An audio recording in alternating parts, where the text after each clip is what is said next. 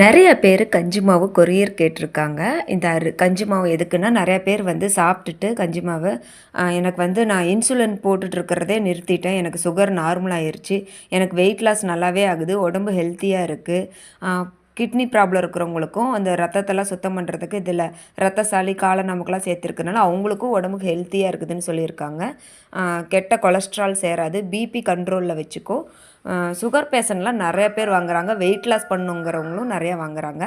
இதில் வந்து நான் 60ஆம் குருவை, ரத்தசாலி, காலநமக், கருப்பு கவுனி, பார்லி, கருஞ்சீரகம், ஓமம், வசம்பு, சுக்கு இது மாதிரி எல்லா பொருட்களும் இன்னும் நிறைய மூலிகை பொருட்கள், பாரம்பரிய அரிசியெல்லாம் கலந்து இந்த கஞ்சி மாவு ரெடி பண்ணியிருக்கேன்.